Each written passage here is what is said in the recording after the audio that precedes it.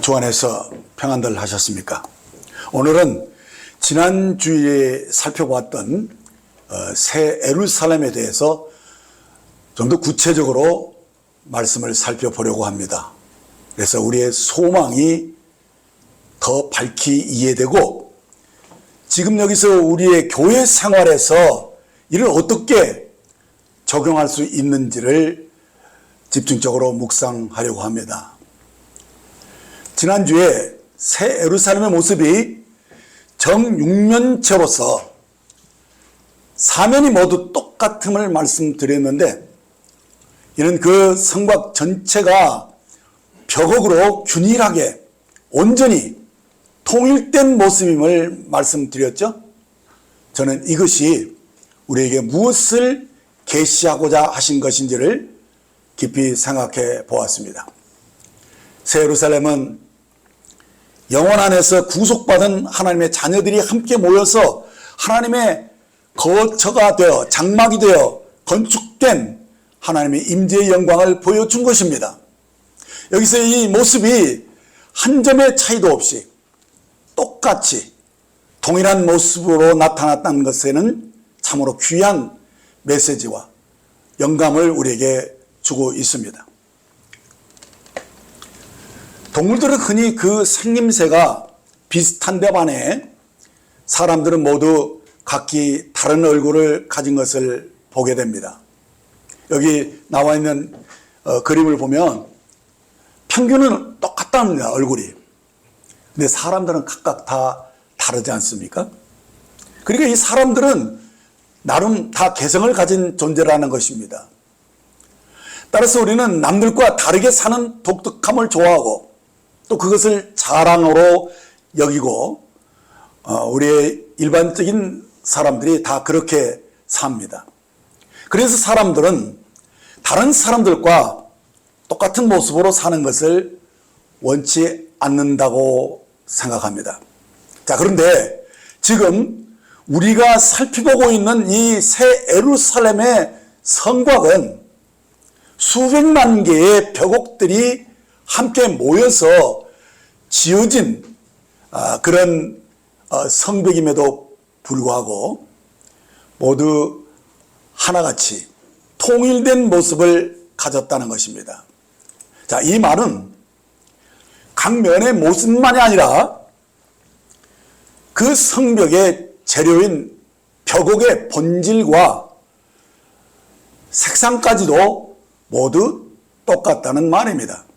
그러니까 이 말은 우리가 새하늘과 새 땅에 들어가서는 우리 모두가 서로 똑같은 삶의 이유와 목적을 가진 하나된 존재로 하나님의 형상과 그 영광을 드러내는 존재로 변화되어 있을 것임을 의미한다는 것입니다. 그런데 우리가 만일 지금 서로 각기 다른 생각을 하고 있고 또 자기 생각이 옳다라고 생각하는 그런 삶을 살고 있다면 우리가 과연 어떻게 새 예루살렘의 성벽처럼 그렇게 사면이 똑같고 그 본질과 색상이 똑같은 벽옥처럼 아름다운 하나님의 형상으로 변화될 수 있겠느냐 하는 것입니다. 고린도서 1장 10절 말씀을 보시면, 형제들아, 내가 우리 주 예수 그리스도의 이름으로 너희를 권하노니 모두가 같은 말을 하고 너희 가운데 분쟁이 없이 같은 마음과 같은 뜻으로 온전히 합하라라는 사도 바울의 권면을 보게 됩니다. 그렇습니다. 우리가 하나의 공동체로 분쟁 없이 평화롭게 살려면 우리는 같은 말을 하고 같은 마음과 같은 뜻으로 온전히 합해야 합니다. 자, 이것이 어떻게 가능할 수 있는 건가? 우리가 어떻게 서로 같은 말을 하고 분쟁이 없이 한 마음, 한 뜻으로 합할 수 있을까? 바울은 여기서 고린도 교인들을 향해서 뭐라고 불렀습니까? 형제들아 라고 부르셨고, 또 그리고 누구의 이름으로 지금 하나됨을 권고하고 있습니까? 우리 주 예수 그리스도, 그분 안에서 우리가 한 형제로 태어났다는 것.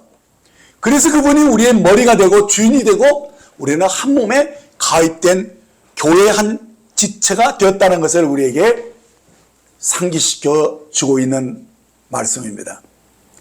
자, 그러므로 우리들이 이제 한 몸 안에서 같은 말을 하라는 권면을 듣게 됩니다. 어떻게 우리들이 그러면 같은 말을 할 수 있을까요? 그것은 머리 대신 주님이 가르치는 말씀이 기준이 되는 것이죠. 곧 그의 가르침을 따라서 우리가 서로 같은 말을 하라고 말하고 있습니다. 이렇게 서로 같은 말을 하라는 것은 뭐냐면은 그렇다고 뭐 똑같은 말을 하라는 의미가 아니라 그 말씀으로 우리가 교제하면서 의견을 조율할 수 있다는 말입니다. 그렇습니다. 이제 형제가 된 우리는 머리신 그리스도의 말씀을 따라서 서로 사랑으로 섬기면서 불협함이 없이 한 몸으로 기능하는 것을 배울 수 있다는 것입니다. 바로 그것입니다. 우리는 지금껏 자기 마음대로 내가 하고 싶은 대로 살아왔던 죄인들이 아닙니까? 그런데 이제 우리는 변했습니다. 우리는 이렇게 자기중심적으로 자기 마음대로 사는 것이 죄라는 것을 확실히 알았고 이 죄를 회개하고 이제 주의 몸된 교회 안에서 머리 대신 주님의 뜻에 순종하기를 작정한 사람들입니다. 그렇습니다. 우리는 죄를 회개했고 구원받아 교회에 가입되었습니다. 한 몸이 되었다는 사실입니다. 이것을 우리들이 인정을 하고 여기서 같은 말을 하고 같은 마음과 같은 생각으로 뜻을 합하는 것을 배워야 한다는 말씀입니다. 그렇지 않으면 우리는 서로 각기 다른 말을 하게 됩니다. 그 말은 뭡니까? 그 사람의 사상이잖아요. 그리고 다른 생각을 가졌기 때문에 다른 말을 하는 것이 아니겠습니까? 근데 우리들이 회개했다는 것은 뭐냐면 이전의 모든 사고방식들을 다 버렸다는 얘기입니다. 이제는 주님의 말씀이 진리인 것을 인정하는 거예요. 진리라는 것은 실제라는 뜻이죠. 주님만이 참되다는 것이죠. 이 말씀으로 우리들이 서로 교통하는 것입니다. 몸 안에서 같은 말을 하고 같이 마음을 합하여서 하나가 된 그 연습을 계속하는 것입니다. 사랑하는 여러분, 여기 그림 보면 왜 우리가 군대에 들어가게 되면 자기가 입던 옷을 다 벗고 똑같은 군복을 입고 상관의 지시에 따라서 몸을 움직이는 제식훈련을 반복해서 훈련받는지 아십니까? 훈련소에 가면요, 물론 총 쏘는 것도 배우고 뭐 여러 가지 뭐 특기를 이렇게 갖게 되지만은 거의 무슨 훈련이 지긋지긋해요. 하여튼 똑같이 구령 맡아서 앞으로 가, 뒤로 돌아가, 좌양 앞으로 가, 우양 앞으로. 이거 진짜 너무너무 쉬운 일이거든요. 근데도 그것을 계속 반복해요. 서로 열 맞추고 그리고 막 우로 앞으로 반대 이런 거 참 훈련소에서 참 지긋지긋하게 어려웠죠. 근데 그게 왜 그렇게 부르는 것이냐? 그게 바로 군대라는 거예요. 부르심을 받은 자에게 곧 우리 대장이죠. 대장된 예수님이 말씀하는 것에 그대로 순종하는 훈련을 하기 위해서. 그래서 이 군대라는 것은요, 영어로 암이죠. 근데 암이가 어디서 나왔느냐? 암, 손에서 나와요. 손이 딱 이렇게 하죠? 그럼 손에서 모든 파워가 나오는 것을 가리키는 거예요. 이 5손가락이 이렇게 하나로 딱 뭉치면 어떻게 됩니까? 주먹이 되지 않습니까? 주먹은 어떻습니까? 적을 부서뜨릴 수 있는 무기가 되는 것이죠. 그래서 우리가 지금까지는 혼자 자기 나름대로 개성 있게 살았을지라도 이제 우리는 몸으로 부르심을 입어서 우리가 하나로 뭉치는 것을 배우고 한 말을 하고 서로 의견을 서로 뭉쳐서 이제 한 목표로 향해 갈 수 있는 그런 몸으로 군대로 우리가 부르심을 받았다는 사실입니다. 이것을 의식하면서 여러분들이 서로 하나가 되려고 하는 그러한 삶이 뭐냐? 그게 바로 성장이라는 것입니다. 그게 바로 변화라는 것입니다. 그래서 이 훈련을 꾸준히 한 사람이 그날에 예루살렘의 성벽처럼 균일하게 통일된 그런 아름다운 벽옥으로 이루어진 그 성이 되는 것입니다. 그래서 우리가 몸 안에서 하나로 기능하는 것, 군대처럼 훈련받는 그 일을 기뻐하는 것, 이것이 바로 우리들이 뭐냐? 벽옥처럼 균일하게 건축된 성인 새 예루살렘 성이 된다는 얘기입니다. 자, 이것이 과연 어떻게 가능할 것인가? 그것은 우리 각인이 먼저 진흙이 아닌 벽옥으로, 곧 보석으로 변화되는 과정을 거쳐야 한다는 사실입니다. 이는 곧 우리들의 성품이 육체로 타고난 그런 아담으로도 받은 것이 아닌 이제 그리스도, 마지막 아담인 그리스도를 통해서 새로운 생명과 새로운 성품으로 변화되어지는 그런 과정을 이 교회 생활 속에서 우리들이 밟아가고 이루어야 한다는 사실입니다. 에베소 4장 1절로 3절을 보시면 그러므로 주 안에서 갇힌 내가 너희를 권하노니 너희가 부르심을 받은 일에 합당하게 행하여 모든 겸손과 온유로 하고 오래 참음으로 성령 가운데서 서로 용납하고 평안에 매는 줄로 성령이 하나 되게 하신 것을 힘써 지키라 하신 이 말씀을 보십시오. 사도가 우리 자신이 먼저 주 안에서 갇힌 내가 이렇게 말했습니다. 우리들은 사실 몸 안에 들어올 때 우리들의 사실 자유를 스스로 포기하는 겁니다.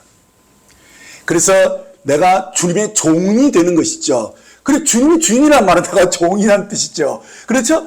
거기서 들어있으니 몸 안에서 들어와서 어떻게 해야 되느냐?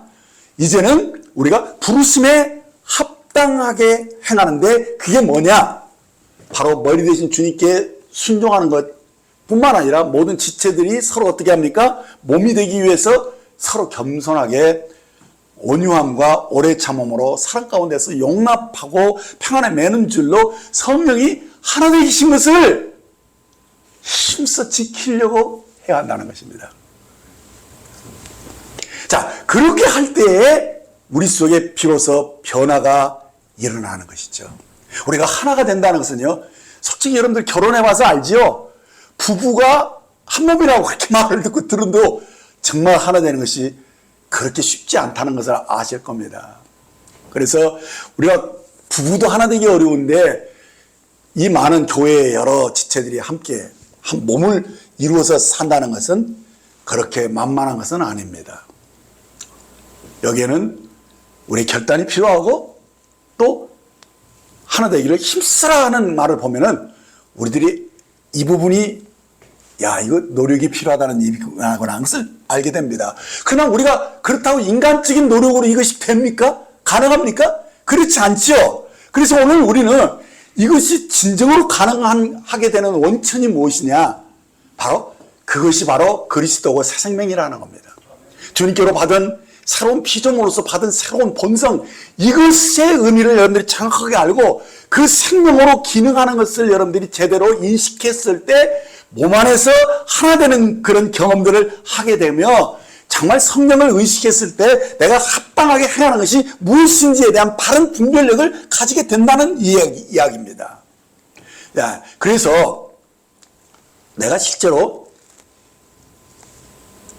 구원받기 전에는 진흙덩어리에 불과한 나였는데 구원받으면 어떻게 됩니까? 거듭날 때 우리는 돌이 된다고 그러잖아요. 그렇죠? 산돌이 되죠. 그러면 돌로 일단은 시작을 하지만은 예루살렘의 그 성은 뭡니까?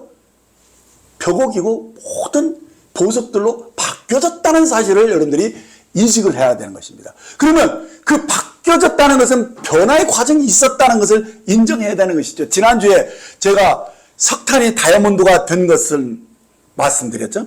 엄청난 압력과 고온을 견뎠기 때문에 다이아몬드가 된 것이죠.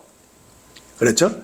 우리 돌덩어리 같은 진흙은 아니더라도 이제 건너서 비록 산돌이 되었어도 이 산돌은 자라나는 돌이고 변화되는 돌이라는 것입니다.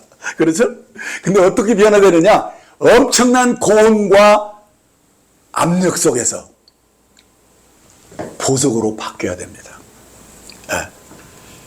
그래야지만이 우리가 새 예루살렘 성벽의 한 부분이 되는 것입니다. 이 말은 우리들이 본질이 바뀌었다는 것을 알고 우리들이 이제 하나님의 본성으로 살아가는 것을 꾸준히 연습하면서 이제 그 성품이 점점 변화되어야 하는 것을 말씀하고 있는 것이죠. 그래서 우리들이 본질이 같고 이제 색상까지도 같아져야 되는 것이죠.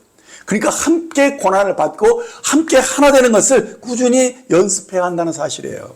고린도서 1장 30절 말씀 보면 너희는 하나님부터 나서 그리스도 예수 안에 있고 예수는 하나님부터 나와서 우리에게 지혜와 의로움과 거룩함과 구원함이 되셨으니 라고 하신 이 말씀을 우리가 자세히 살펴보면 이것은 우리들이 하나님의 자녀로 태어날 때 우리가 그리스도 안에서 똑같은 생명의 DNA로 거듭났다는 얘기예요. 그러니까 이 말은 그리스도 안에서 우리가 지혜와 의로움과 거룩함과 구원함이 사실 구원받은 사람 다 똑같은 생명으로 그 DNA를 가지고 태어났다는 의미죠. 자, 그러면 그것으로 끝난 것입니까? 아니죠. 바로 그렇게 똑같은 생명의 본질을, 그 속성을 우리들이 타고났어도 그것은 씨앗으로 우리들이 거듭날 때 씨앗으로 받은 것이지 열매가 된 것은 아니라는 것입니다. 그렇죠? 많은 사람들이 무엇을 깨닫고 알면 다 된 줄 알아요. 그것은 씨앗으로 받은 거예요. 그 생명을 우리가 받았다는 얘기죠. 그러면 어떻게 됩니까? 이제 그것을 인식을 하고 이 씨는 자라나야 됩니다. 곧 성장을 필요로 한다는 것입니다. 성장이 없으면 그냥 씨로 그냥 있는 거예요. 그렇죠? 근데 이 씨가 어떻게 됩니까? 땅에 묻혀서 막말하고 썩는 거죠, 사실. 죽는 거라는 거예요. 죽어야지만 새로운 생명으로 태어나는 거 아닙니까? 죽는 것이고 또 자라나기 위해서는 이제 비도 필요하지만 햇빛도 뜨거운 햇빛 견뎌야 됩니다. 그렇죠? 여러 가지 환란들을 겪으면서 이 과정 속에서 봄, 여름, 가을, 겨울이 되면서 이제 이것이 익어가는 것이죠. 예. 우리가 하나님의 성품으로 변화된다는 것은 그렇게 간단한 문제가 아니에요.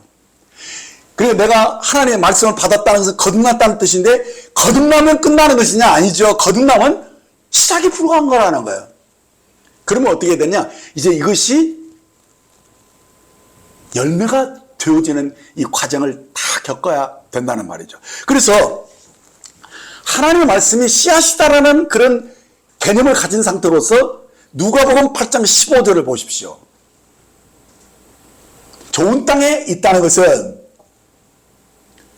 착하고 좋은 마음으로 말씀을 듣고 지키어 인내로 결실하는 자니라 하신 이 말씀을 주위에서 보면, 자, 우리 삶 가운데 열매가 맺혀지려면 어떻게 된다 하느냐? 우리 마음밭이 착하고 좋아야 한다는 것을 얘기하는 거예요. 자, 그러면 착하고 좋은 마음은 어떤 마음이냐? 여러분들이 객관적인 그런 생각으로도요, 사람들이 우리들은 저 사람 착하고 참 좋은 사람이야 이렇게 말하는데 그런 개념이 아니라는 거예요. 여기서.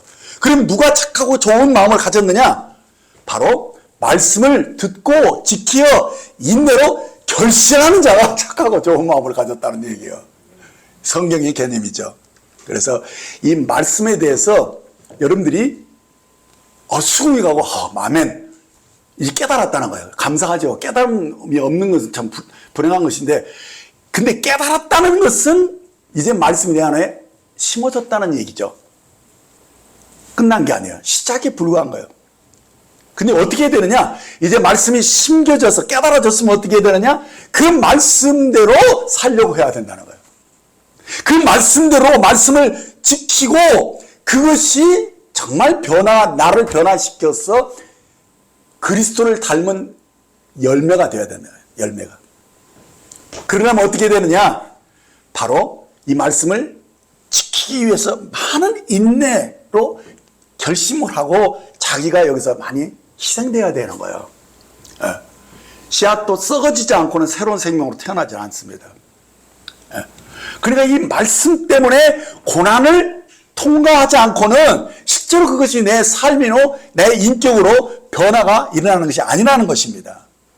그래서 삶의 성장은 반드시 말씀대로 살려고 하는 결단과 시련을 견뎌내야 한다는 것입니다. 인내로 오랜 참음을 거쳐야만 열매가 된다는 사실이죠.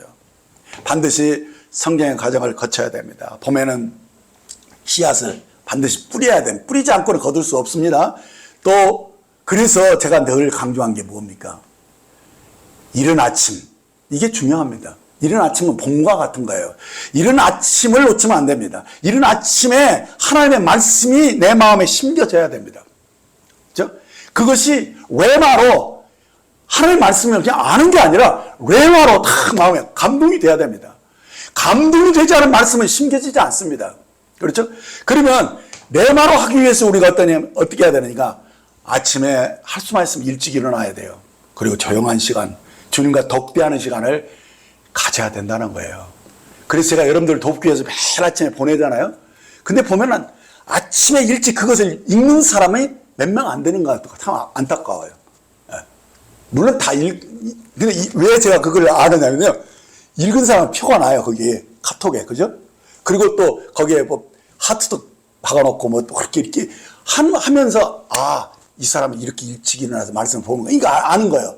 근데 그냥 그것을 며칠 동안 보지도 않았고 그냥 보는 사람이 있어요. 그렇게 살면 안 되죠. 그렇게 사는 사람이 승리할 수 있느냐? 참되게 하나님의 말씀으로 자라날 수 있느냐? 전 그거 불가능하다고 봐요. 예. 그래서 정말 삶의 우선순위가 딱 분명히 돼야 돼요. 그런데 이른 아침에 눈 뜨면 무릎 꿇고 하나님 음성을 듣기 위해서 기도하는 그런 삶을 사셔야 한다는 거예요. 예. 그리고 또 그것을만 끝나는 게 아니라 기도 속에서 많이 물도 줘야 되고, 그리고 이제 생활 속에서 그런 환경을 만났을 때 실제로 그것을 적용해서 그렇게 살아보려고 애쓰는 것이 반드시 필요하다는 것을 여러분들이 인식을 하셔야 되는 것입니다. 저도 저쪽에 있을 때 마당에서 채소를 좀 갖고 본 적이 있는데 참 쉽지 않더라고요. 안 해본 짓이라. 씨 뿌릴 때 자갈 다 골라내고 거기가 막 거름도 넣고 해서 옥토로 만드는 거, 그것부터 어려워요. 근데 그게 참 신앙생활과 굉장히 비슷하다는 걸 많이 느꼈어요. 그래서 거기다 이제 씨 뿌리고요, 물 주고, 근데 주로 힘든 게 뭐냐면 잡초 뽑아내는 일이지만 내버려 두면 그냥 금방 그냥 이 잡초의 힘 때문에 그 꽃이 자라날 수가 없어요. 그리고 열매가 맺거나 이렇게 하면요, 벌레들이 가만히 안 있어요. 새들까지 와서 맨 좋은 것부터 먼저 찍어버리고 먹고 그렇게 하잖아요. 그렇기 때문에 우리 신앙생활도 마찬가지라는 거예요. 말씀을 심는 것도 굉장히 중요해요. 안 심으면 못 얻으니까. 근데 심고 나서 물 주고 그 자라나게 해서 잡초 뽑고 벌레도 잡아주고 이렇게 하는 것처럼 실제로 그런 과정들을 겪어야지만이 그래도 거둘 곳이 있잖아요. 그런 것과 똑같아요. 그래서 우리는 그런 일상 속에서도 신앙생활을 배우는 거예요.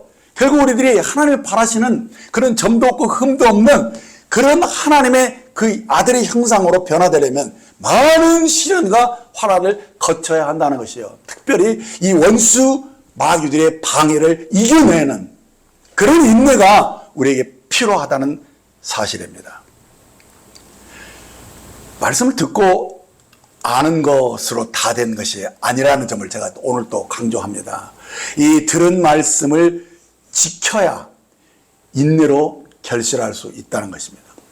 그래야지 우리들이 본질이 바뀐 것을 알고 거기서 색상과 하나의 주님의 그 장성한 분량에 충만한 데까지 이르는 그런 것들이, 그래서 그렇게 해서 하나하나 우리들이 이 혼의 생명이 바뀌어야 돼요. 거듭났다 그러면 영은 새롭게 되었을지 몰라도 우리 생각은 세상에서 들은 많은 그 거짓된 사상과 그런 거짓된 그 경험들 때문에 우리들의 생각이 얼마나 위축되고 거짓됩니까? 잘못 보고 있는 것이 너무 많아요. 그렇기 때문에 그 성령님이 그런 것을 일일이 지적하고 이런데 죄를 회개한다는 것은 뭐냐면 내가 잘못 생각했기 때문에 행동했잖아요. 그거 일일이 다 낱낱이 속건제를 드려야 돼요. 자백하면서. 그래서 그거 씻어내고 그렇게 하는 과정들이 쉽지 않아요. 그래서 신앙생활은 사실 전부 다 그 예배의 모든 일부예요. 그렇게 해서 이 내적 생명이 계속 생명으로 자라나는 것이 충실하게 되지 않으면 우리들이 변화가 일어나지 않아요. 근데 뭐부터 변화가 있나요? 말부터 바뀌어요. 말부터. 행동은 말이 바뀌지 않고는 안 돼요. 말에 따라서 그 인생이 바뀌어지는 것인데 그래서 우리가 적어도 주님 안에서 같은 말을 하기 시작해야 돼요. 그렇죠? 그러면서 우리가 뜻을 합치기 위해서 서로 겸손하게 막 계속 하고 얘기도 하고 교제도 하고 그렇구나 내 생각이 좀 잘못됐구나 나 이거 지금 부족해 이러면서 여러분들이 거기에서 진정한 성장이 일어나야 한다는 거예요. 그렇게 성장이 일어나야지 비로소 그날에 우리가 새 예루살렘 성의 한 부분이 된다는 얘기입니다. 그렇죠?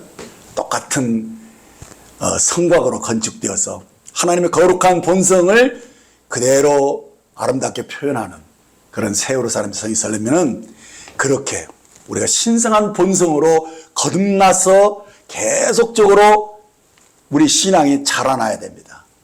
그래서 우리가 정말 하나님의 성품으로 그 생명으로 행하는 것들이 많이 쌓이고 그것이 반복되어지면서 우리들이 본성으로 이 생명으로 정말 변화되는 그런 것들이 구체적으로 우리 여기서 일어나지 않는다면 기대할 수 없는 거예요. 그 나라에 가서 그 영광에 들어갈 것이라고 여러분들이 기대할 수 있겠습니까? 소망이 무엇입니까? 그렇죠? 소망이 분명해야 돼요, 여러분들이요.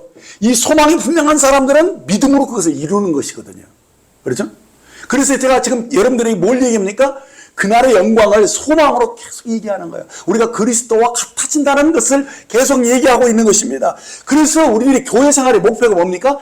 내가 그날에 주님과 같아지는 거예요. 그래서 우리들이 그날에 주님의 형상으로 변화되어질 그것을 소망 삼고 살면서 하나하나 모든 고난을 견디고 이겨낸다는 것입니다. 그렇게 해서 우리가 이렇게 성벽으로 곧 예루살렘, 새 예루살렘의 성벽으로 건축되어지는 것이죠. 그런데 여기서 한 가지 더 귀뜸하고 싶은 것은 이 성벽으로 건축됨으로써 우리들이 얻는 유익이 하나 더 있어요. 그건 뭐냐?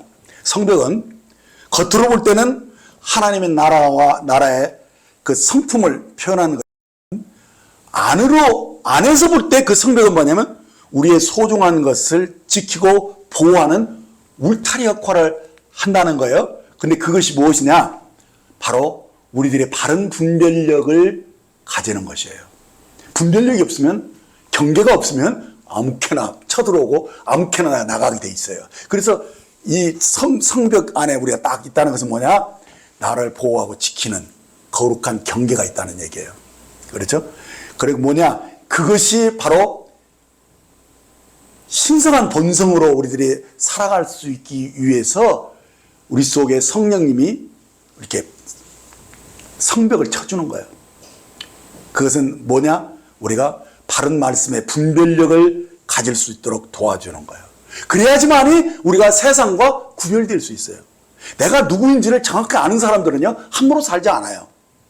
그 자기 정체성에 합당하지 않은 것은 일절 거들떠 보지도 않고 또 거기에 참여하지 않는 것이죠. 내가 정말 하나님의 새로운 피조물로서 정말 거듭난 생명으로 이제 성령의 그 지시를 쫓아서 살아가는 사람이라면 그런 사람들은 거룩한 분별력이 있어요. 그 속에서 무엇을 어떻게 해야 되는 것인지 안다는 거예요. 그래서 세상 사람들과는 다르게 살게 되어 있어요. 그래서 이제는 우리가 항상 자기중심적으로 자기 판단이 옳다라고 생각을 했지만은 그렇지 않잖아요. 우리들이 얼마나 헛됩니까? 우리들이 얼마나 허황되고 거짓됩니까? 그렇죠? 얼마나 허세 부리고 그랬어요. 근데 아무것도 아니었잖아요. 그걸 알고 이제는 겸손해져 버리는 거예요. 그래서 주님을 추구하는 거예요. 주님이 무엇을 어떻게 하셨을까? 그래서 주님을 묵상하고 주님처럼 살려고 하는 그런 거룩한 그 열정과 이 추구가 있기 때문에 그 사람은 거룩하게 사는 거예요. 거룩하게 사는 사람은 분명한 경계가 있어요. 내가 그 범위 밖에서 나가지 않겠다라는 그런 분명한 것이 있다니까요. 그리고 어떤 것이 들으려고 하면은 아무렇게나 받아들이는 게 아니에요. 울타리 안에 있는 사람들은 함부로 넘어오지 못하는, 넘어오는 사람은 도적이잖아요. 이 도적을 우리들이 함부로 그런데 받아들인다는 거예요. 이런데 거짓된 그 세상 것 너무 많이 이런데 텔레비도 많이 보면 안 돼. 그래서 봐도 분별하고 보는 게 좋아. 그래서 그런 것들이 알게 모르게 막 건너와요. 그래서 우리들이 사고방식을 바꿔요.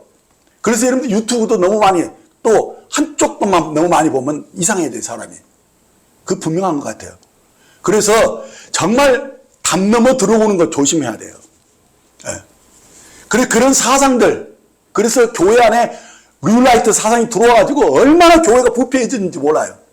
정말 무서운 일이죠. 그래서 이런 신성한 분별력이 무너졌기 때문에 오늘 교회가 타락해 있는 거예요. 그래서 우리의 성벽을 세워야 돼요. 우리들 스스로를 보호할 수 있고 교회의 세속화를 막았으면서 거룩한 교회로 하나님의 영광을 드러내는 그 교회로 우리들이 굳건하게 설 수 있어야 되는데, 그것은 바로 바른 말씀의 분별력을 가져야 한다는 얘기입니다. 그것이 바로 진정한 성장입니다. 이제 계시록 21장 14절을 보면 또 그 성의 성곽에는 12기초석이 있고 그 위에 어린 양이 12사도의 12 이름이 있더라라고 말씀하고 있습니다. 이제 우리는 이 성에 기초석이 있음을 보아야 합니다. 이는 매우 중요한 것입니다. 히브리서 11장 10절을 보면 이 성은 아브라함이 바라보았던 성입니다. 이는 그가 하나님의 계획하시고 지으실 터가 있는, 곧 기초가 있는 성을 바랬습니다 라고 말씀하고 있습니다. 우리도 아브라함처럼 이렇게 하나님이 계획하시고 이 지으실 터가 기초가 있는 그 영광스러운 성을 바라보아야 되는 거죠. 이것이 아까 말했던 소망이죠. 이것을 분명히 바라보는 사람들은 거기에 이르게 됩니다. 도달하게 됩니다. 근데 그것에 대해서 분명한 이 말씀이 우리에게 없으면은 어떻게 됩니까? 믿음으로 이루는 것이 무엇인지를 모르게 됩니다. 믿음은 바라보는 것들이 실상이잖아요. 그것이 실제로 구체적으로 이루어지는 그때까지 인내하면서 주님 앞에 서 있는 그것이죠, 바로. 그래서 사실 아브라함은 사실 너희 자손이 하늘의 별처럼 땅의 티끌처럼 많다고 약속을 받았어도 그걸 어떻습니까? 그 믿음이 제대로 되기까지 무지하게 많은 연단을 거쳤잖아요. 100세가 되어서 비로소 바랄 수 없는 중에 바라고 믿었어요. 하나님 없는 것을 있는 것처럼 부르시는 하나님인 것을 그때 부활신앙을 비로소 가지고 그 부활신앙의 신앙을 통해서 이삭을 얻은 거예요. 네. 바로 중요한 것이 바로 그거예요. 우리들이 어떻게 거듭나게 됐는가, 어떻게 이 생명을 가지게 됐는가, 이 생명이 얼마나 소중하고 이 씨앗을 우리가 계속 자라나게 해서 결국은 이것이 그리스도 형상의 그 아름다운 영광의 열매로 변화되어지는 이것이 무엇인가를 여러분들이 밝히 보지 않으면은 신앙생활이 사실은 공허하게 되는 것이죠. 진리가 아닌 것이 뭡니까? 실제가 아닌 것이거든요. 그래서 신앙생활을 해도 공허해요. 실제가 없어요. 그래서 정말 내가 중요한 것은 그래요. 내가 늘 강조하는 거냐면 내가 누구인가? 특히 그리스도 안에서 내가 누구인가? 그래서 여러분들이 자꾸 예배 시간에 그것을 고백하라고 내가 말하는 이유가 그거예요. 그런 정체성이 무엇으로 옵니까? 이 소망으로 오는 거예요. 소망으로 믿음으로 오는 거예요. 그래서 중요한 구절을 제가 말씀드리면 에베소서 2장 19절로 22절을 보면 그러므로 이제부터 너희는 외인도 아니요 나그네도 아니요 오직 성도들과 동일한 시민이요 하나님의 권속이라 너희는 사도들과 선지자들의 터 위에 세우심을 입은 자라. 그리스도 예수께서 친히 모퉁이 돌이 되셨느니라. 그 안에서 건물마다 서로 연결하여 주 안에서 성전이 되어가고 너희도 성령 안에서 하나님의 거하실 처소가 되기 위하여 그리스도 예수 안에서 함께 지어져 가느니라 라고 말씀하고 있습니다. 바로 이 말씀이 여러분들이 영의 실상이 되고 그 추구가 돼야 돼요. 그 목표가 되고 그림이 그려져야 돼요. 아, 그렇구나. 정말 나는 이제 여인도 아니고 세상 사람과 나는 다르잖아. 나는 완전히 거듭난 사람이고 이 생명을 가지고 이제는 정말 머리 대신 주님을 바라보면서 이제 주님이 영원한 처소가 되기 위해서 내가 지어져 가는데 내가 이러고 있으면 안 되지. 그런 거 알아야 돼요. 그렇죠? 그래서 서로 건물마다 서로 연결되고 주 안에서 성전이 되어가기 위해서 내가 어떻게 해야 되는 거야? 하나님이 거하실 수 있는 그러한 정말 넉넉한 거처가 되기 위해서 어떻게 해야 되나? 이런 것에 대해서 아는 거예요, 그 사람은. 알지 못하면 그렇게 못 살아요, 여러분들요. 그냥 교회만 왔다 갔다 할 뿐이지 그냥 공모한 거예요. 실제가 없는 거라니까요. 그래서 정말 내가 그 피로 구속함을 입은 것이 무엇이며 내가 성도가 되어서 이제 하나님의 시민으로서 그 권속이 되어 있는 것이 얼마나 놀라운 것인가. 그리고 그런 삶의 실제가 무엇으로 나타나는 것인가. 그렇다. 주님이 내 안에 계신다. 내가 주님 안에 있다. 하나님께서 주님이 나의 거처가 되고 내가 주님의 거처인 것을 여러분들이 인식하면서 정말 이 성령이 내 안에서 역사하고 운행하시는 것들을 여러분들이 보면서 합당하게 행하는 하나하나 이 모든 것들이 지어져 가는 것이거든요. 그냥 이것이 막 하루아침에 뚝딱 되는 것이 아니고 그냥 여러분들이 막 그거 안다고 막 저절로 되는 게 아니라니까요. 이것은 실제예요. 그래서 영적인 삶이 여러분들이 계속 이 관계 속에서 머릿돌 대신 예수님과 함께 지어져가는 하나님의 집으로 지어져가는 이런 과정이 우리 속에 실제로 있어야지만이 그날에 그 영광을 본다는 사실입니다. 계시록 21장 19절 20절을 보면 그 성의 성곽의 기초석은 각색 보석으로 꾸몄는데 첫째 기초석은 벽옥이요, 둘째는 남보석이요, 첫째는 옥수요, 넷째는 녹보석이요, 다섯째는 홍만화요, 여섯째는 홍보석이요, 일곱째는 황옥이요, 여덟째는 노국이요, 아홉째는 다망목이요, 열째는 비치옥이요, 열한째는 청옥이요, 열두째는 자주성이다. 자, 여기 12보석의 이름이 다 열거되어 있는데 우리가 이것까지 다 헤아려 보기는 어렵고요. 이 보석들은 어린 양의 12사도들을 가리키는 것입니다. 네. 주님이 베드로를 처음 만났을 때 내 이름을 게바라 하리라 하면서 그 이름을 바꿔주셨죠? 게바는 여러분들 아는 대로 베드로를 이렇게 번역해서 그렇다는 거예요. 그게 히브리 말로 헬라어로 이렇게 말입니다. 그래서 이것은 돌이라는 뜻이에요. 근데 이 베드로를 마태복음 16장 18절에서 너는 베드로라 내가 이 반석이 내 교회를 세우겠다라고 말씀하셨는데 그런데 여기 계시록에 보면 베드로가 이렇게 바뀌었잖아요. 무엇으로? 이 사도들이 이름이 보석에 그 이름이 딱 기록되면서 보석으로 바뀌어 있는 모습을 우리에게 보여준다는 거예요. 네. 그러니까 보석들은 창조된 게 아니에요. 창조된 것으로부터 변화된 돌을 가리키는 거예요. 아까도 말씀드렸지만 우리는 다 흙으로 태어났죠. 아담 안에서 태어난 사람 다 흙이에요. 그래서 우리는 다 죽으면 흙으로 돌아가는 거예요. 그렇죠? 그런데 거듭날 때 우리가 돌들이 되는, 산돌이 되는 거예요. 그리고 이 과정을 잘 알아서야 돼. 그런데 이 돌들이 새 예루살렘 성에서는 보석으로 바뀌었다. 그것이 오늘 말씀의 포인트죠. 그래서 이 보석으로 변화되기 위해서 제가 반복하고 또 반복하는 것은 많은 압력과 열을 우리가 받게 되는 거예요. 근데요, 우리 살다 보면 열받치는 일 많이 나죠. 근데 열받칠 때 어떤 일이 일어나느냐? 부글부글 끓잖아요? 그러면 식을 때 식은 모양대로 딱 변하는 거예요.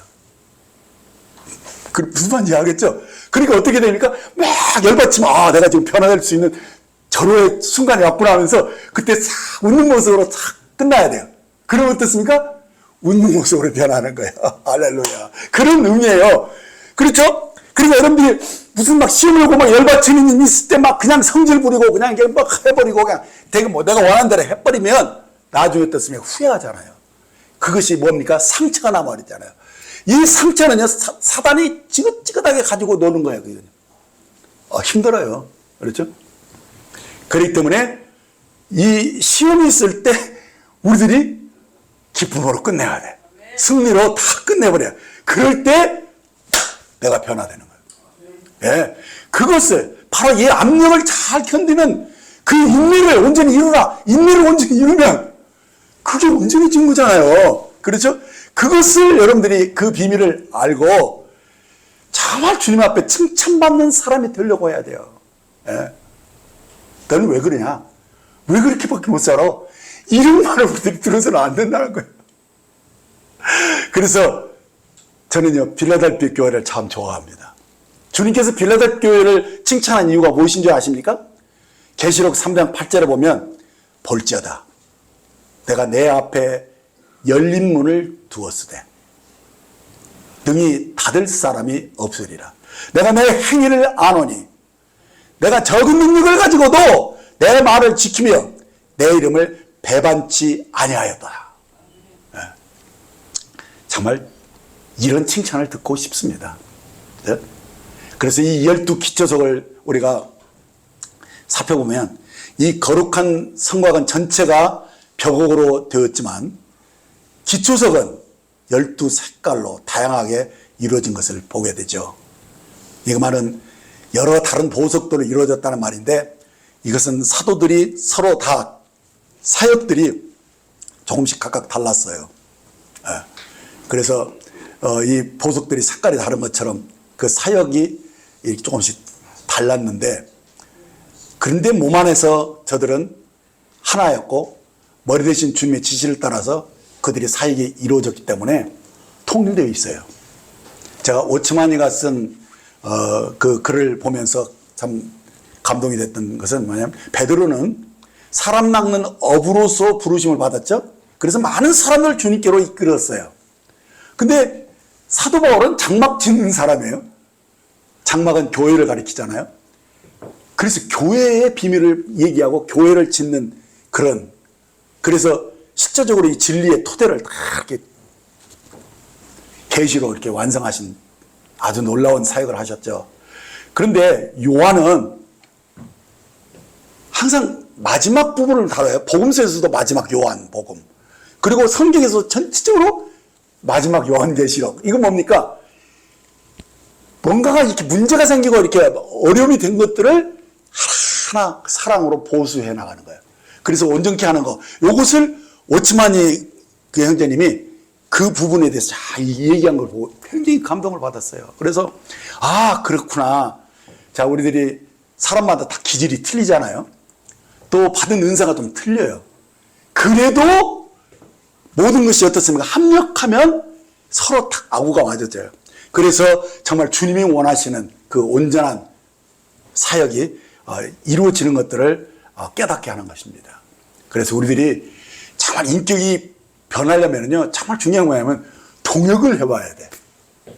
제 아내가 저한테 여러 번 지적을 해줬는데, 제가 동역자들을 많이 겪었는데 동역자들이 다 상처를 받고 떠났다는 거예요. 왜 그러는가를 자꾸 지적해 줬는데 제가 이제서 늙어가지고 철이 드는지 모르겠어요. 정말 동역이 중요한 거구나. 한 사람이라도 마음을 상하게 해서는 안 된다. 정말 한 마음으로 정말 우리가 서로를 배려하고 아껴주고 서로를 하면서, 그래서 정말 이 동역을 통해서 우리들이 심령이 정말 아름다워요. 이렇게 바뀌고 정말 주님이 우리 안에서 다스리는 협력이 이루어질 수 있어야 된다고 믿습니다. 그래서 우리는 성벽을 이제 다 봤으니까 이제는 무엇을 하냐? 성벽이 있는 문, 또 문을 통해서 길이 쫙 연결되어 있잖아요. 그래서 이 문과 길에 대해서도 좀 생각을 해봐야 돼요. 그러니까 성벽의 이 성곽과 성벽의 기초석이 매우 중요하지만은 거기에 들어가는 문과 길도 굉장히 중요합니다. 그래서 그것을 우리들이 살펴볼 때 새 예루살렘에는 길이 있고 문이 있다는 사실들을 알게 됩니다. 계시록 21장 13절에 보면 동쪽에 세 문, 북쪽에는 세 문, 남쪽에 세 문, 서쪽에 세 문이라 세 문이 있으니 이렇게 말씀이 나오죠. 그러니까 지금 새 예루살렘의 사면에 각각 세 문들이 있는 것을 보게 됩니다. 근데 그 모양이 정사각형이잖아요. 그러니까 정면인 동편은 일출의 영광이 확 문에 들어오는 그런 문이죠. 그게 첫 번째로 분류된다면, 또 그다음 북편 꼭대기에 있는 북편은 두 번째로, 밑에 있는 남편은 세 번째로 분류가 되고 후미에 있는 서편은 네 번째로 분류가 됩니다. 자, 이렇게 사면에 있는 문들은 뭘 가리키느냐? 땅이 내 방향으로 향해 있잖아요. 동서남북 말이. 우리는 그렇게 주로 동서남북이라고 말을 합니다. 이게 우리 편의상. 근데 여기서는 좀 순서가 좀 바뀌었어. 그건 상관이 없고요. 아무튼 이 사는 세상을 상징하는 얘기예요. 세상을 상징하는 거예요.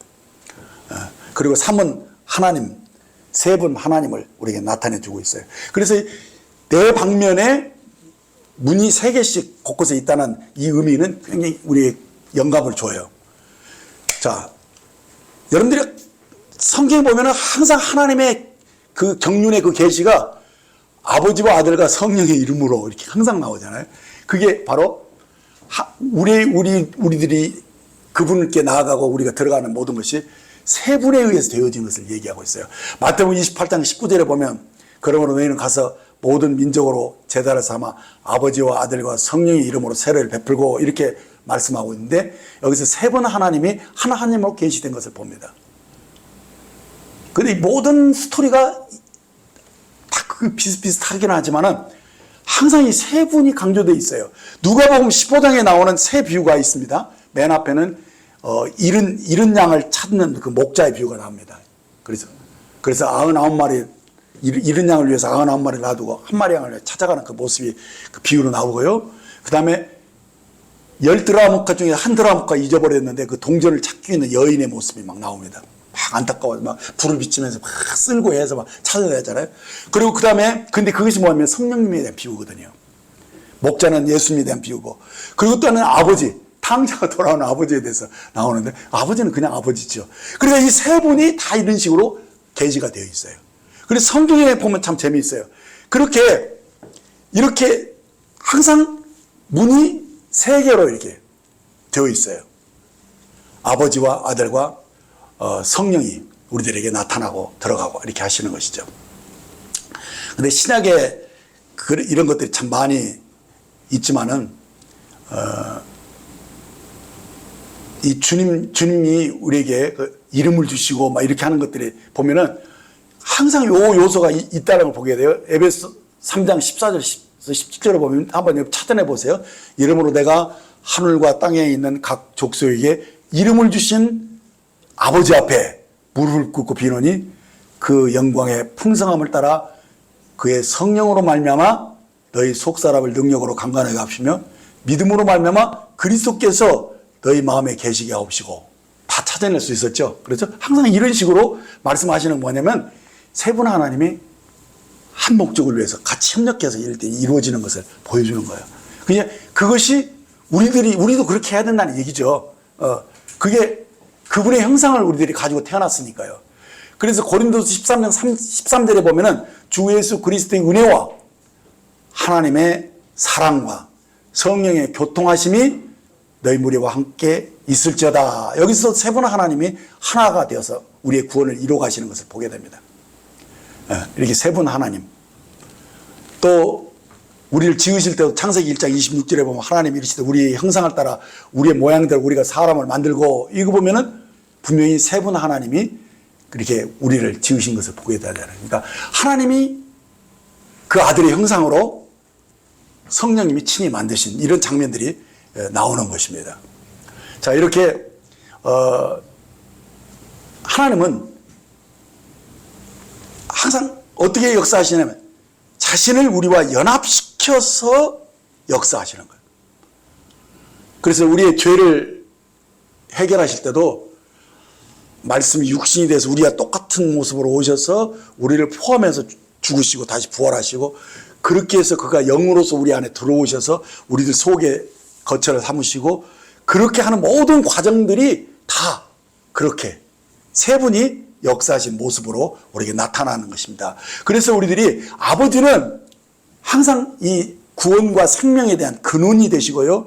아들은 그의 통로가 된다면 성령님은 그 안에서 생명의 흐름을 주관하시는 이런 것으로 항상 나오게 됐습니다. 그래서 이것을 왜 이렇게 세세하게 이야기냐면 이것이 모든 계시를 여는 하나의 열쇠거든요. 그래서 그렇게 하는 거니까. 그래서 이 사면의 세 문이 결국은 문이 몇 개라는 거예요? 12개라는 뜻이잖아요. 그리고 이것은 세 분 하나님이 사방의 피조물과 연합한 모습이고요. 그래서 3 곱하기 4는 10이잖아요. 12는 무슨 수냐? 하나님이 경영하는 수다 이렇게들 얘기해요. 그래서 하나님 나라를 상징할 때는 12로 항상 표시를 해요. 그래서 시계도 12시로 이렇게 되어 있고 여러 가지 이 세계를 다스리는 원칙도 다 그런 식으로 되어 있어요.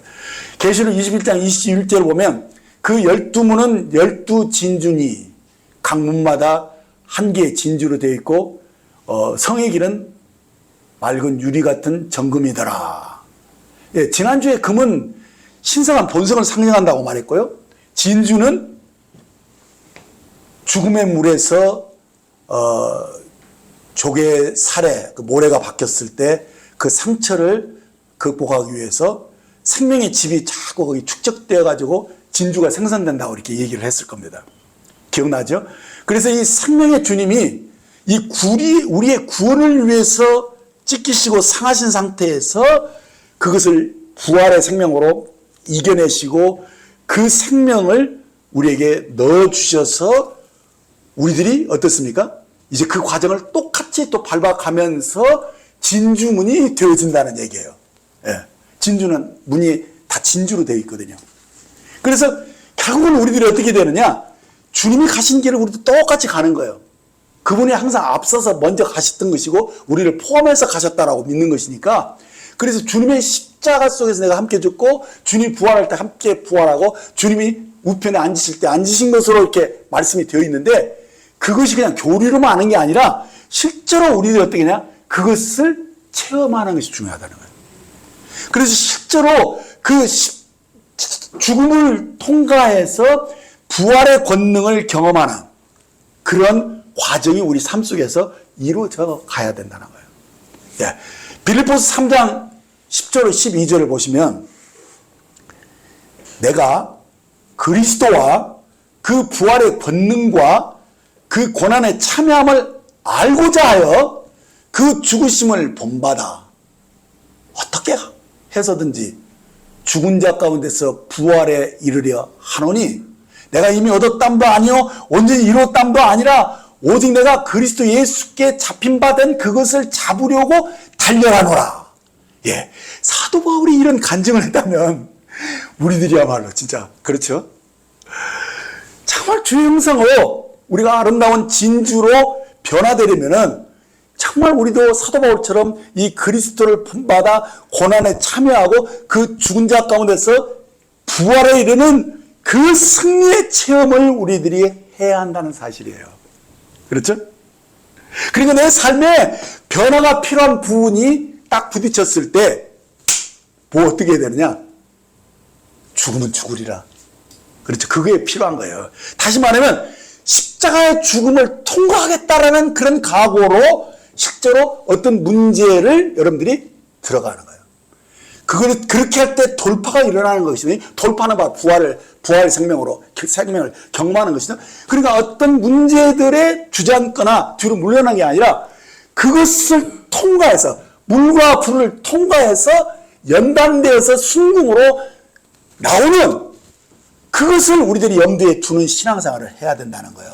그래서 제가 계속 강조하는 거 뭐냐면 우리는 이기는 자다.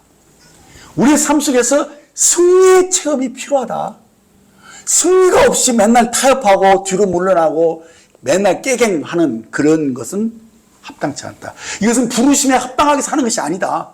우리들은 이기는 자다. 정복자보다 더 강한 자다.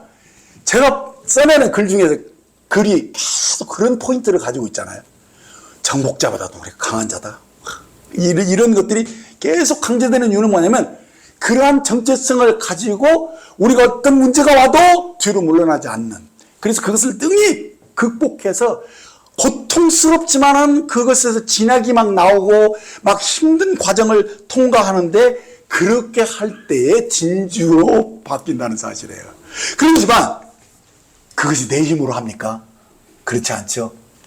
주님의 은혜로 하는 거거든요. 주님의 생명이 내게 공급되는 게 필요한 거예요.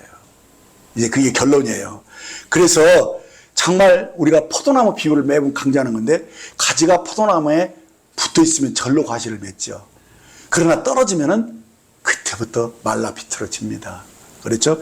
그래서 중요한 것은 거듭났음에 저는 계속 주 안에서 생명으로, 성령으로 사는 것, 이 생명 가운데서 행하는 것, 이것이 우리에게 얼마나 중요한 것인가를 알고 그 과정 속에서 여러분들이 진주로 바뀌는 그 삶을 경험해야 한다는 거예요. 근데 여기서 보면 이 진주문에 뭐가 있냐면은 이 천사들이 이렇게 지키고 있다는 것이 나오고요. 거기에 이스라엘 12지파가 딱 이름이 또 기록이 있어요. 이게 뭐냐면 율법. 이 율법을 온전히 지키지 못하면, 그러니까 너희 의가 이 바리새인과 사기감만 받고 뭐하면 너희가 못 들어간다는 거예요. 이거 정말 무서운 얘기잖아요. 그러니까 이 말은 무엇이냐면, 여기서 정말 우리들이 그렇게 바리새인과 사기감부터 나은 의로운 삶을 살아야만 하는데 어떻게 사느냐? 그것은 내가 아니라는 거예요. 그리스도라는 거예요. 바로. 그렇죠? 그러니까 내가 아니라는 것은 뭡니까? 거기서 죽음을 통과하는 거예요. 내가 하려고 애쓰는 것은 아직도 살아있는 것이죠. 근데 내가 아닌데 어떻게 하냐? 믿음으로 하는 거예요. 그러니까 주님이 다시 살아난 그 힘이 있잖아요. 그래서 실제로 거기서 율법의 요구가 이루어져야 돼요. 천사들은 아주 공의롭거든요. 그렇죠? 근데 율법의 적당히 그냥 변화되지도 않고 어떤 요구가 대가도 지불되지 않았는데 그냥 이 문을 들어갈 수 있느냐? 그렇지 않다는 거예요. 이게 바로 오늘 말씀의 비밀이에요. 그래도 무엇을 하냐? 우리가 이 문은 은혜로만 들어갈 수 있다는 사실을 알아야 돼요. 은혜는 뭡니까? 주님이 나를 포함해서 죽으셨다. 그래서 그분이 대가를 지불하셔서 율법의 요구를 그분이 다 이루신 상태에서 성령이 우리에게 오셨기 때문에 성령의 은혜로 우리가 율법의 요구를 이룰 수 있는 거예요. 그래서 로마서 8장의 쭉 흐름을 보면은요, 우리가 연약하여 율법의 요구대로 살지 못했다는 얘기가 나오죠. 그런데 주님이 실제로 율법을 완성하신 장면이 나와요. 그렇죠? 그래서 율법의 요구를 이루려 하십니다 하면서 누가 율법의 요구가 이루어집니까? 생명의 성령으로 사는 사람들은 율법의 요구가 이루어진다고 말하는 것이 로마서 8장의 결론이에요. 그렇기 때문에 실제로 이 진주문을 통과하는 것은 뭐냐면 죽음과 부활을 통과한 사람들. 더 정확히 말하면 율법의 요구를 성령의 은혜로 이룬 사람들. 오, 할렐루야. 정말 쉽지는 않지만은 가능하다는 거예요. 예. 생명과 성령으로 살 때. 생명과 성령으로 살 때. 그러기 위해서 우리가 뭐가 필요합니까? 기도해야 합니다. 기도하지 않고 무릎 꿇지 않은 사람 절대 이 삶을 못 삽니다. 아는 것? 안 돼요. 아는 것으로 안 돼요. 그냥 불쑥 막 육체가 튀어나와요. 그런데 많이 기도하고 겸손해진 사람들은요, 그냥 한마디로 많이 시달린 사람들은, 이렇게 이삭이 읽듯이 이거저 가지고. 그렇다고 맨날 으스룩하게 살라는 말은 아니지만, 우리가 패기 있게 살 수 있는 것은 그런 과정을 거치고 이겼기 때문에 그렇게 살 수 있는 것이죠. 그래서 정말 내가 거룩한 성에 당당하게 들어갈 수 있는 이유는 주님이 이것을 이루셨고, 주님이 율법의 요구를 완성하시는 것을 이제 나에게 주셨기 때문에, 선물로 주셨기 때문에 나는 이 성을 들어갈 수 있는 합당한 자격을 가진 사람이라는 당당함이 있어야 된다는 거예요. 그렇기 때문에 이 천사들이 딱 지키니까 이러면서 확 이렇게 하잖아요. 그러면 잠깐 이러면 골치 아픈 거죠. 그렇죠? 정말 우리들이 당당하게. 그래서 속죄제뿐만 아니라 속건제도 정말 중요하다는 얘기를 하는 거예요. 여러분들이. 자백하고 기도하고 이런 거 중요해요. 그래서 다 성결하고 정죄받지 않는. 그리고 누가 정죄받지 않습니까? 성령으로 사는 사람 정죄받지 않아요. 그래서 그런즉 그리스도 예수 하는 자는 결코 정죄함이 없나니? 그런데 그 뒤에 나오는 게 뭡니까? 성령을 따라 사는 자들은 정죄받지 않는다라는 것이 있는데 킹제임스만 나오고 여기는 안 나와요. 그걸. 그렇기 때문에 이것이 중요한 거죠. 그러니까 정죄받지 않는 삶을 살다는 사람들은 그 문을 탁 통과하고 들어가는 것이죠. 그래서 이 들어가면은 그 다음에 길이 나와요. 근데 어떤 길입니까? 정문 같은 길이라는 거예요. 이 정문 같은 길이나 뭐냐면 아까도 말했지만 이것은 신성한 본성으로 사는 삶이에요. 길이라는 것은 우리의 행함을 얘기하는 거예요. 그래서 신성한 생명의 본성으로 우리가 걷는 거예요. 새 생명 가운데 행하는 것을 얘기하는 것이며. 그렇죠. 그래서 생명으로 살기 때문에 그 길은 유리같이 맑고 투명한 정금의 그 길을 걷는 것이죠. 네. 그래서 우리들이 예루살렘에서 우리의 삶은 바로 그런 것이죠. 네. 그런데 많은 사람들이요, 그것을 순서를 바꿔놓고 있어요. 어떻게 바꾸느냐? 문하고 길이 있을 때 우리는 지금 문을 통과해서 길에 가잖아요. 근데 세상 사람들은 그런 개념이 없어요. 왜 그러냐면 생명을 경험하지 않았기 때문에. 은혜를 모르기 때문에. 어떻게 됩니까? 다 권선징악의 사고방식 안에 묶여 있어요. 그래서 내가 착하게 참되게 살아야지만이 천국에 들어갈 수 있다. 그 개념. 그래서 천국에 들어가려면 죄 짓지 않고 악하게 살면 지옥에 떨어지고 참되게 살아야지 천국에 들어간다라는 이 권선징악의 사상이 있기 때문에 모든 종교는, 천주교를 비롯해서 모든 종교는 이 선한 일을 해야만 구원을 받는다라고 가르칩니다. 근데 이것에 대해서 정말 계시로 은혜로 복음의 빛이 확 비친 사람들만 이 부분이 이건 순서가 바뀐 거다. 이건 절대 인간으로는 불가능한 건데 하나님이 우리를 은혜로 구원하셔서 일단 문으로 들어가게 하시고 났는데 알고 보니까 황금길이 쫙 나오는 거예요. 다르다는 거예요. 이것을 경험하지 못한 사람들은 보세요. 여기 보세요. 이것을 실제로 삶 속에서 실제로 진리로 경험하지 못한 사람은 아니라는 거예요. 이건 어쩔 수 없어요. 제가 아무리 지식적으로 해결되는 게 아니니까 어쩔 수 없어요. 이것이 실제가 되지 않으면 아니라는 거예요. 죄송합니다. 제가 이런 말을 함부로 할 수는 없지만은 정말 그런데 저는 인간적으로 어쩔 수 없어요. 저는 증인이지 제가 여러분들을 살려내는 사람은 아니잖아요. 성령님이 그렇게 하기를 원하는 거예요. 그러면 어떻게 되는 것이냐? 정말 거듭나야 된다는 거예요. 정말 새 마음과 새 영을 받아야만이 거기서부터 시작될 수 있다는 거예요. 계시록 36장 26절 27절을 보면 또 새 영을 너희 속에 두고 새 마음을 너희에게 주되 너희 육신에서 굳은 마음을 제하고 부드러운 마음을 줄 것이며 또 내 신을 너희 속에 주어 너희로 내 율례를 행하게 하리니 너희가 내 규례를 지켜 행할지니라 라고 말씀해 주고 있는 것입니다. 이게 진정으로 거듭날 때 일어나는 사건이에요. 새 영이 와요. 그것으로 새 마음이 주어져요. 그러니까 거듭날 때 이것이 하나님의 은혜로 그냥 되어진다는 거예요. 정말 자신이, 근데 이것이 어떻게 은혜가 주어진다는 거예요. 은혜는 자기가 할 수 없는 죄인이라는 것을 아는 사람들만 딱 눈이 떠지거든요.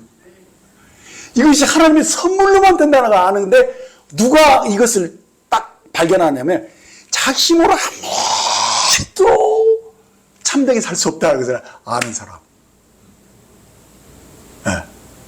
아무리 결심해도 맨날 거짓말만 하고 있는 나의 부패함을 보았잖아요. 그러면 그 사람은 어떻습니까? 절망하고 좌절하고 나는 지옥에 가야 떨어져야 마땅한 사람이라서 딱 인정을 하잖아요. 그 고개를 딱 쳤을 때 그때 주님이 고개를 딱 들게 해서 너는 의롭게 되었다. 이미 내가 너를 위해서 죽었잖아. 내가 너를 위해서 살았잖아. 이 생명을 받으라면서 성령님이 그에게 확 역사하는 거예요. 그렇기 때문에 성령의 역사로 어떻게 되느냐? 그냥 연기 한 번에 새로운 마음이 확 돌아버려요. 이 체험이 실제 없는 사람은 외인이에요. 아직도 그 사람은 나그네예요. 하나님의 권속이 아니라는 거예요. 그러니까 문에 들어가지 않았다는 것이죠. 문에 들어간 사람만 황금길을 걸을 수 있는 거예요. 그래서 여러분들이 깊이 고민하시고요. 자신을 들여다보고 자기가 안 거듭났으면 엎드려야 돼요. 그리고 정말 말씀대로 아까 말한 대로 이 말씀을 지켜서 인내로 그것을 이루려고 애쓰셔야 된다는 거예요.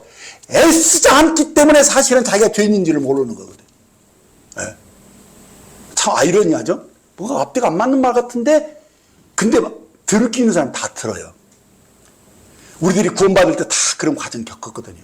무지하게 참되게 살아보려고 했는데 안 되는 것을 알고 절망했을 때 주님이 저를 찾아오셨거든요. 예. 주님이 다 이루신 것을 알고 뛸 듯이 기뻐하면서 그때 그냥 새 마음이 딱 새 영을 받았거든요. 그래서 그때부터 이상하게 아무것도 아닌 눈물이 후루 나오고 그냥 마음이 약해져가지고 말씀이 그냥 말씀 앞에서는 흐물흐물해지고 부드러운 마음이 막 되는 거예요. 그냥 말씀대로 살고 싶고 막. 이건 인력으로 되는 게 아니에요. 그냥 경험한 사람들은 알아요. 그래서 이 새 생명을 경험하는 거예요. 그것이 바로 오늘 말씀에 가장 중요한 거예요. 그런데 이 새 생명은 생명이잖아요. 생명은 계속 공급이 돼야 돼요. 먹지 않으면 힘 빠져요. 마시지 않으면 목마르게 생명이에요. 그렇죠? 그래서 오늘 말씀은 계시록 22장 1절 2절로 말씀을 마칩니다. 또 저가 수정같이 밝은 생명수의 강을 내게 보이니 하나님과 및 어린 양의 보좌로부터 나서 길 가운데로 흐르더라. 강 좌우에 생명나무가 있어 12가지 실과를 맺음에 달마다 그 실과를 맺히고 그 나무 잎사귀들은 만국을 소성하기 위하여 있더라. 아멘. 이 생명은요, 안 먹으면 죽어요. 목마르고, 물이 계속 있어야 되고, 과실로, 그렇죠? 여기는 고기 얘기는 안 나왔지만, 과실로 계속. 생명 공급을 얘기하는 겁니다. 그러니까 새 예루살렘의 그 아름다운 모습은 늘 생명 공급이 이루어진다는 거예요. 근데 어떻게 생명 공급이 이루어지느냐? 바로 그 황금 길을 걷고 있을 때 그 길 가운데에서 생수의 강이 터진다는 거예요. 네. 그게 이 무슨 말이냐? 우리들이 계속 생명으로 거룩한 삶을 살 때, 그렇죠? 거룩한 삶을 사는 사람들만 사실 목마르거든요. 네. 그 사람은 기도하는 사람이에요. 목마른 사람은 기도하는 사람이에요. 그렇죠? 정말 참되게 살려고 성령을 의지할 때 공급이 이루어져요. 공급이. 네. 거기서 생수가 일어나고 생명과실을 먹게 되는 것을 말씀하거든요. 그렇기 때문에 그 사람은 이 신성한 생명으로 계속 살아갈 수 있는 것이죠. 그래서 자신이 새 피조물인 것을 분명하게 알고 정말 내가 누구인지를 아는 사람들은 생명을 의지해요. 생명 공급을 풍성히 받고 그렇게 해서 풍성한 삶을 사는 거예요. 그래서 제가 강조하는 것이 바로 고린도서 5장 17절 말씀, 우리가 그런즉 누구니 그리스도 안에 있으면 새로운 피조물이라 이전 것은 지나갔으니 바로 새 것이 되었다라는 이 사실이 우리들의 신앙의 기준이 되는 거예요. 거기서부터 시작되는 거예요, 사실. 네. 그렇게 해서 계속 생명 공급을 받고 변화가 일어나고 정말 이 돌이 이제는 산돌이 리빙스톤이 이제 보석이 되는 거예요. 보석으로 변화되는. 그래서 그날에 그것이 완성될 것을 믿고 소망 가운데 계속 사는 것, 주님과 동행하는 삶을 사는 것, 이것이 우리들의 삶인 것입니다. 기도하겠습니다. 하나님 아버지, 저희를 자녀로 삼아주시고 늘 사랑 가운데 저희와 함께 동거해 주신 은혜를 감사드립니다. 저는 사실 진흙덩어리에 불과한 피조물인데 이러한 자들에게 하나님의 생명의 호흡을 주셨고 죄 가운데 멸망할 수 없는 저희들을 은혜로 구속함을 얻게 하셨습니다. 그런즉 누구든지 그리스도 안에서는 새로운 피조물이라고 말씀해 주셨습니다. 우리는 주님 주신 새 생명으로 사는 자들임을 이 시간에도 기억하고 감사를 드립니다. 그러므로 이제 우리가 함부로 살 수 없습니다. 육체의 생각으로 살 수 없습니다. 오직 내 안에 새 생명으로 오신 주님의 본성으로 사는 자들임을 고백합니다. 이제 저희는 압니다. 주님을 떠나서는 아무것도 스스로 할 수 없는 자인 것을 압니다. 가지가 포도나무를 떠나면 금세 가지가 말라 죽게 되는 것처럼 저희는 스스로 아무것도 할 수 없는 피조물들입니다. 그래서 오늘 또 주님에게 말씀을 먹여주시고 또 저희가 누구인지를 일깨워주면서 오늘 또 생명수를 마시게 하시고 생명의 과실을 먹게 해주시니 감사합니다. 저희가 하나님의 자식들로서 주님이 돌보시는 양으로서 그리스도의 신부로서 우리가 오늘 또 주님 안에서 안식하고 풍족한 삶을 누리게 하시니 감사합니다. 감사합니다. 우리 주 예수님의 이름으로 기도했습니다. 아멘.